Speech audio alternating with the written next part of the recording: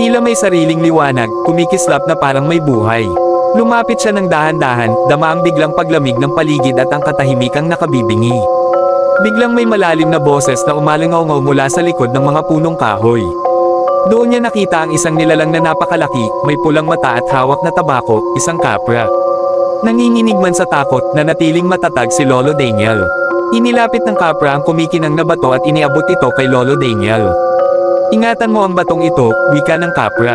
Hindi lahat ay pinipiling bigyan. Hindi pa man nakapagsalita si Lolo Daniel, biglang naglaho ang kapra, kasabay ng pagdilim ng paligid. Naiwan si Lolo Daniel na hawak ang bato, at doon nagsimula ang misteryosong pagbabago sa kanyang paglalakbay.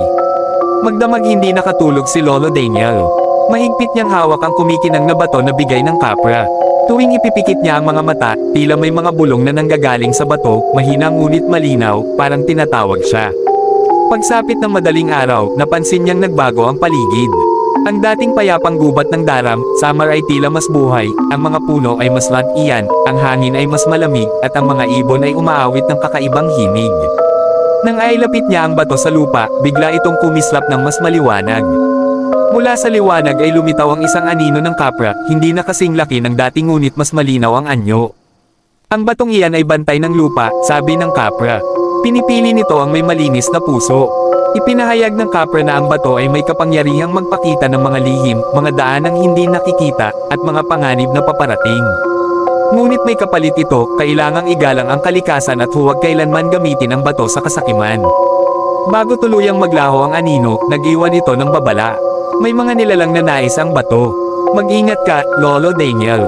Naiwan si Lolo Daniel na nag-aalala ngunit determinado. Alam niyang ang kanyang paglalakbay ay hindi na basta paglalakad lamang, ito'y naging tungkulin. At sa kalayuan, may mga matang nagmamasid sa kanya mula sa dilim. Habang papalayo si Lolo Daniel sa lugar na pinagpahingahan niya, lalong bumigat ang kanyang pakiramdam. Ramdam niyang may sumusunod sa bawat hakbang niya. Sa tuwing lilingon siya, tanging mga puno at anino lamang ang kanyang nakikita, ngunit alam niyang hindi siya nag-iisa. Biglang uminit ang kumikinang na bato sa kanyang palad. Kumislap ito at nagliwanag, at sa liwanag ay nakita niya ang mga baka ng paa sa lupa, hindi tao, hindi rin hayop. Malalaki, tila kayang durugin ang lupa sa bawat hakbang. Naalala niya ang babala ng kapra. Mula sa makapal na damuhan ay lumitaw ang tatlong nilalang na may itim ang anyo, may mahahabang daliri at pulang mata. Mga bantay ng gubat na nais maagaw ang bato.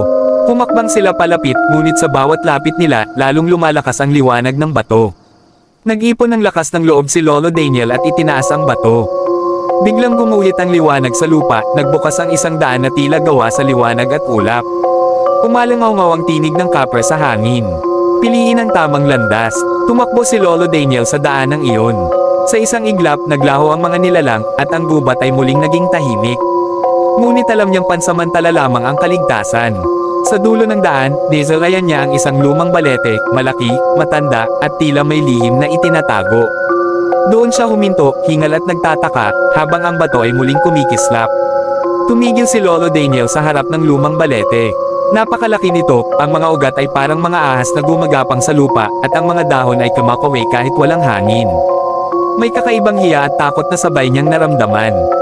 Ayon sa kwento ng matatanda, ang balete ay tahanan ng mga bantay ng kabilang daigdig. Biglang humina ang liwanag ng kumikinang na bato, saka muling nagliwanag ng 3 ulit, tila nagbibigay ng babala. Mula sa lilim ng balete ay lumitaw ang isang matandang babae, nakaputi ang buhok at may matang tila alam ang lahat. Isa siyang diwata ng lupa. Lolo Daniel, sambit niya, alam mo na ang bigat ng batong hawak mo. Nagulat si Lolo Daniel, paano nito nalaman ang kanyang pangalan. Ipinaliwanag ng diwata na ang bato ay susi ng daram, tagapagpanatili ng balanse ng kalikasan at ng mga nilalang na naninirahan dito. Kung mapunta ito sa maling kamay, madigimbal ang buong isla. Kaya siya'y pinili ng kapra dahil sa kanyang kababang loob at malasakit.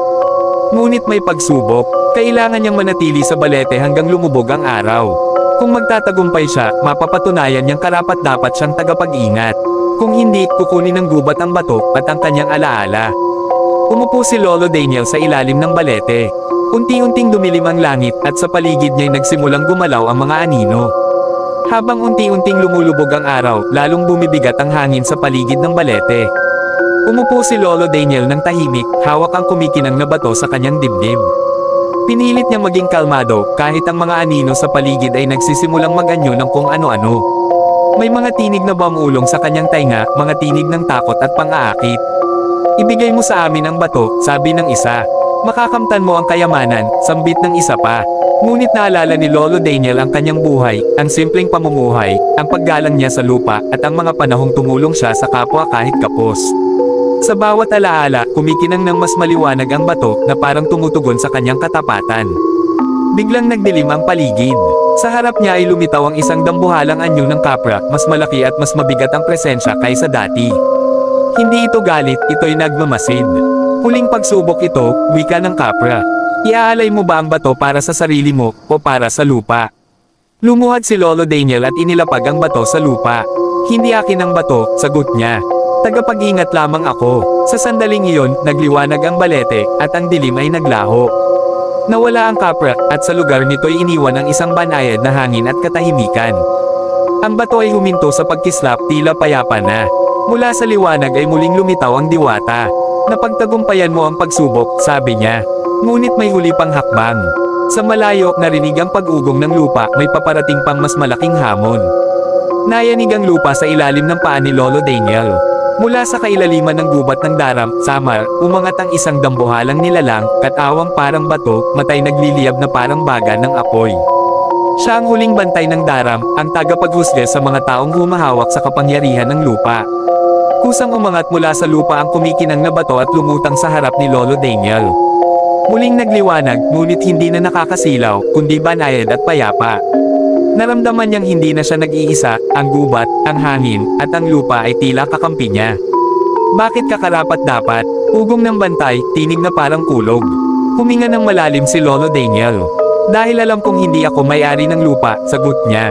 Kami mga dumaraan lamang. Sa mga salitang iyon, dahan-dahang lumuhad ang bantay. Ang apoy sa mga mata nito'y naging liwanag ng umaga. Unti-unting naglaho ang anyo nito, bumalik sa lupa bilang mga batong nagiging bahagi muli ng gubat. Lumapit ang diwata at inilagay ang bato sa palad ni Lolo Daniel, ngayon ay isa ng simpleng bato, hindi na kumikislap. Natapos na ang iyong tungkulin, wika niya. Ang tunay na kapangyarihan ay nanatili sa iyong puso. Pagsikat ng araw, natagpuan ni Lolo Daniel ang sarili sa gilid ng daan palabas ng gubat. Tahimik ang paligid, parang panaginip lamang ang lahat. Ngunit sa kanyang dibdib ay may bagong panata, ingatan ng kalikasan at ipasa ang aral sa susunod na salinlahi. Akala ni Lolo Daniel ay tapos na ang lahat. Ngunit nang siya'y makauwi sa kanyang maliit na bahay sa tabing dagat ng Daram, Samar, napansin niyang may mga palatandaan na hindi pa ganap na nagwawakas ang kanyang tungkulin. Tuwing hating gabi, naririnig niya ang mahinang yabag sa labas, hindi mabigat gaya ng kapra, kundi marahan, parang nagbabantay.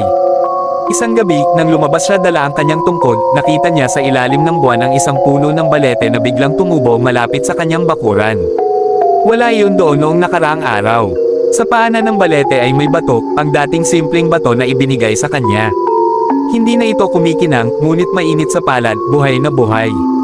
Mula sa hangin ay umalangaw-ngaw ang pamilyar na tinig ng diwata. Lolo Daniel, wika nito, ang bantay ay hindi lamang nasa gubat. Kapag may panganib sa lupa at dagat, tatawagan ka ng alaala ng bato. Biglang nagbago ang hangin. Sa malayo, sa gitna ng dagat, may kumikislap na anino, tila galit na espiritu ng tubig na nagising ng kasakiman ng tao. Naramdaman ni Lolo Daniel ang bigat ng responsibilidad, ngunit wala na ang takot. Sa halip, may paninindigan. Hinawakan niya ang bato at tumingin sa dagat. Hindi pa pala tapos, bulong niya sa sarili. Sa sandaling iyon, ang buwan ay nagliwanag ng mas maliwanag, at ang balete ay kumaway ang mga dahon, parang pagsang-ayon. Maagang araw pa lamang ay tumungo na si Lolo Daniel sa dalampasigan ng Daram, Samar. Tahimik ang dagat, ngunit naman niya ang bigat ng galit sa ilalim ng alon. Ang hangin ay maalat at malamig, at ang mga ibon ay hindi lumilipad, tila may hinihintay. Paglapit niya sa tubig, umininit ang bato sa kanyang palad. Biglang umalon ang dagat at mula sa pusod nito ay umangat ang isang nilalang na kalahating tao, kalahating isda, ang bantay ng karagatan. Mahaba ang buhok nitong parang damong dagat, at ang mga matay singlalim ng karagatan. Nilapastangan ng tao ang aking nasasakupan, wika ng nilalang. Mga lambat na sumisira sa bahura, mga basurang pumapatay sa aking mga anak. Lumapit si Lolo Daniel hanggang sa abot ng alon. Hindi lahat ng tao ay walang galang, sagot niya. Nariyan pa ang handang magbago at mag-ingat. Itinaas niya ang bato at inilubog ito sa tubig. Sa sandaling iyon, lumino ang dagat. Ipinakita nito ang mga larawan ng sirang bahura at mga isdang nanghihina, mga sugat ng karagatan. Napaluha si Lolo Daniel. Ako ang magsasalita para sa iyo, pangako niya. Ipaalala ko sa mga tao ang hangganan. Tahimik na nagmasid ang bantay ng karagatan. Unti-unting humupa ang alon at ang galit ay napalitan ng pag-asa. Kung mabaygo ka, babalik ang bagyo, babala nito bago muling lumubog sa dagat. Naiwan si Lolo Daniel sa pampang, alam niyang ang susunod na laban ay hindi laban ng lakas, kundi ng salita at gawa. Sa likuran niya, ang balete ay kumaluskos, tila sumasang-ayon. Kinabukasan, tinipon ni Lolo Daniel ang mga tao sa baryo ng Daram, Samar.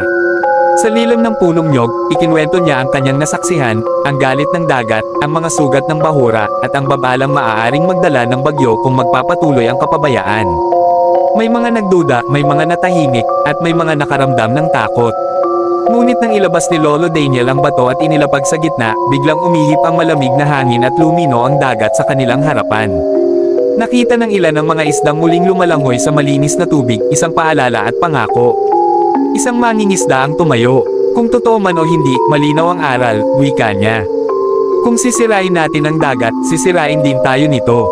Isa-isa, nanumpa ang mga tao, ititigil ang mapanirang pangingisda, lilinisin ang dalampasigan, at igagalang ang dagat at gubat. Ang mga bata ay nagboluntaryong magtanim ng bakawan, ang matatanday nagbantay sa bahura. Habang nagsisimula ang paglilinis, umiinit ang bato at bahagyang kumikislap, hindi bilang kapangyarihan, kundi bilang pagpapatunay. Sa malayo, kumalma ang ulap at ang alon ay naging banayad. Sa dapit hapon, tumayo si Lolo Daniel sa pampang. Alam niyang nagawa na niya ang kanyang bahagi. Ngunit may huling paalala ang hangin, ang tungkulin ay ipinapasa, hindi itinatapos.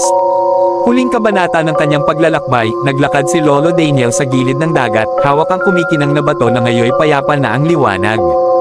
Ang paligid ng Daram, Samar ay muling tahimik, ang gubat ay sariwa, ang dagat ay malinaw, at ang hangin ay malamig at maaliwalas. Lumapit siya sa punong balete na naging sentro ng lahat ng pangyayari. Dito niya muling naramdaman ang presensya ng diwata at kapra, ngunit sa halip na takot, naramdaman niya ang pagpapatibay at gabay. Lolo Daniel, wika ng diwata sa hangin, ang tunay na liwanag ay hindi nasa bato, kundi nasa puso ng nagmamalasakit. Binigyan siya ng gabay kung paano ipapasa ang aral sa susunod na henerasyon. Hindi lamang bilang tagapangalaga ng bato, kundi bilang tagapangalaga ng kalikasan, gubat, at dagat. Bumalik siya sa baryo, at sa pagtuturo niya sa mga bata at kabataan, naramdaman niyang ang kanyang misyon ay nagpatuloy. Ang bato, na ngayon ay payapa, ay inilagay sa isang maliit na altar sa ilalim ng balete, hindi bilang isang bagay na may kapangyarihan, kundi bilang paalala ng pananagutan at kabutihan. Sa bawat ngiti ng bata, sa bawat halaman at isda na ligtas, sa bawat hangin na humahaplos sa gubat, alam ni Lolo Daniel na ang liwanag ng Daram ay hindi mawawala.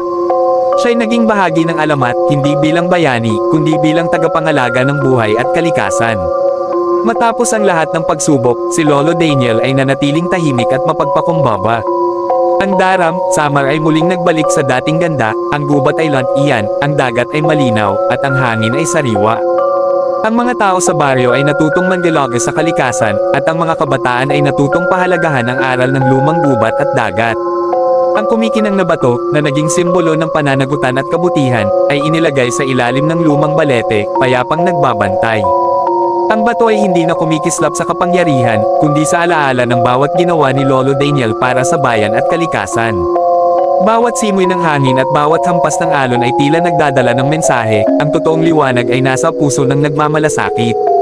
Ang alamat ni Lolo Daniel ay mananatiling buhay sa bawat kwento ng baryo, sa bawat pagtatanim ng puno, at sa bawat pag-aalaga sa dagat at gubat. At sa ilalim ng balete, tahimik na nakaupo si Lolo Daniel, nakangiti, alam niyang ang kanyang misyon ay nagpatuloy sa bawat henerasyon.